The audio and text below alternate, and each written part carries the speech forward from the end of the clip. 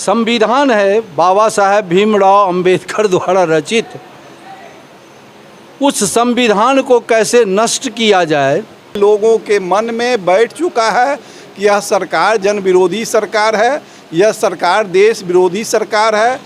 अगर उसका बहुमत हो जाएगा तो जाहिर है कि हमारा संविधान संकट में पड़ जाएगा। देश में जितने लोग राजनीति में हैं उसमें बढ़िया पे मटेरियल नीतीश कुमार हैं।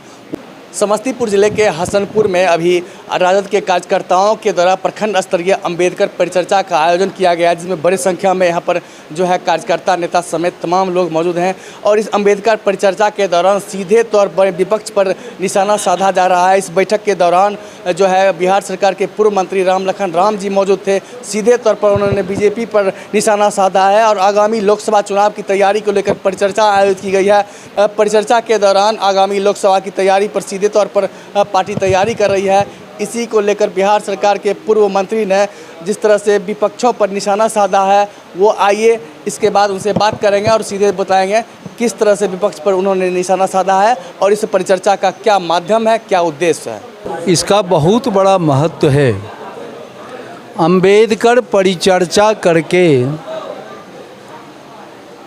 ये हम लोग प्रखंडों में बैठक कर रहे हैं।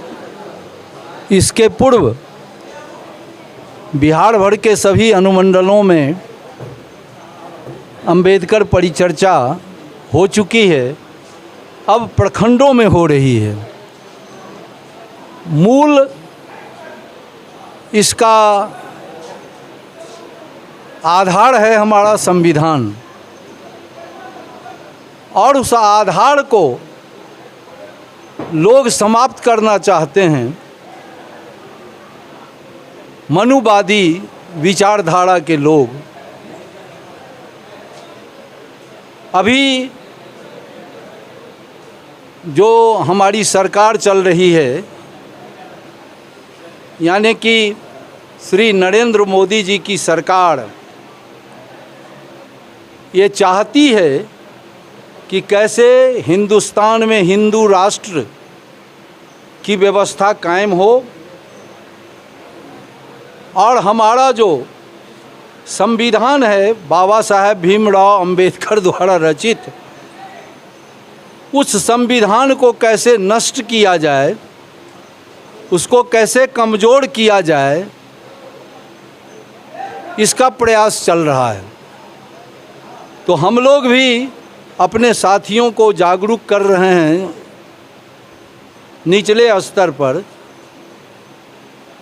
इसमें कोई जाति भेद नहीं है। हमारा संविधान संकट में है। इन लोगों की करतूत से ऐसा लगता है, इसीलिए हम लोगों को सतर्क कर रहे हैं कि हम संविधान की रक्षा के लिए तत्पर रहें। अंबेडकर परिचर्चा को की तैयारी को लेकर 2024 की तैयारी तो नहीं कर रही है आप, ये तो मैंने स्पष्ट कहा आपको। 2024 में अगर उसका बहुमत हो जाएगा तो जाहिर है कि हमारा संविधान संकट में पड़ जाएगा। तो संविधान की रक्षा के लिए ये तो है, अभी आपने भाषण में सुना, इसमें तो दो राय नहीं है। सर, माननीय विधायक तेज प्रताप यादव का क्षेत्र है, आज इस अहम बैठक में अभी सुन लीजिए माननीय विधायक जी के बारे में।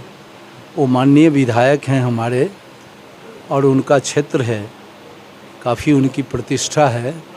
इस संबंध में हम कुछ नहीं बतावेंगे। लोग लालायित रहते हैं। नहीं, वो तो लोगों ने बताया है और उन्होंने यह भी बताया है कि जल्द ही हम आ रहे हैं, जैसा कि मंडल जी ने अभी बताया। तो इसीलिए उनके संबंध में अभी परिचर्चा के बारे में बात कीजिए। यह प्रचार समाज में जो विषमता है, उस विषमता को दूर करने के लिए बाबा साहब का जो संदेश है, जो संविधान के माध्यम से लोगों के बीच जाना चाहिए। आज भी हमारे बहुत सारे लोग हैं जो बाबा साहब के संविधान और बाबा साहब के विचार को नहीं समझते हैं, इसलिए वह जो मिटता जा रहा था उसको जागरूक करने के लिए, गांव-गांव तक बाबा साहेब के संदेश को पहुंचाने के लिए आज का परिचर्चा हुआ है और यह परिचर्चा गांव-गांव तक जाएगा। गांव-गांव के लोग इस परिचर्चा से लाभान्वित होंगे। और सब किस तरह से आज तैयारी की जा रही है आरजेडी के द्वारा, और आगामी लोकसभा चुनाव को लेकर क्या तैयारी चल रही है? आगामी लोकसभा के लिए तैयारी लोग मन में बैठा लिया है। तैयारी तो ये एक प्रक्रिया है, चल रहा है, लेकिन पूरे हिंदुस्तान के मन में, लोगों के मन में बैठ चुका है कि यह सरकार जन विरोधी सरकार है, यह सरकार देश विरोधी सरकार है, यह सरकार गरीब विरोधी सरकार है, यह सरकार इस देश को खंडित करने वाली सरकार है, इस देश को मटिया मेट मिलाने वाली सरकार है। इसलिए इस सरकार को बदलना पड़ेगा और लोग बदलने का मन बना लिए हैं। अभी भी देख रहे हैं कि चुनाव हुआ है और उस चुनाव में एक राज्य में जहां बीजेपी का सरकार कर्नाटक में था, वहां लोग किस तरह का परिवर्तन तो होता है, लेकिन किस बहुमत से परिवर्तन किए हैं, यह देश के लिए संदेश है, पूरे देश के लिए संदेश है। आने वाला समय में पूरे देश से सफाया होने वाला है।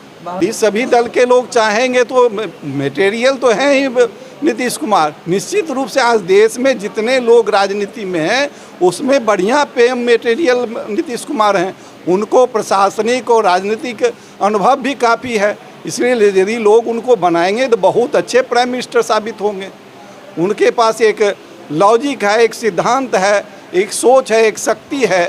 जेहन में हर हमेशा क्रिएशन रहता है कि समाज के लिए, देश के लिए प्रशासनिक तौर पर क्या किया जाए, सब नया नया बात सोचते रहते हैं। इसलिए यदि वैसा आदमी देश का प्रधानमंत्री बनता है तो निश्चित रूप से देश का कायाकल्प होगा।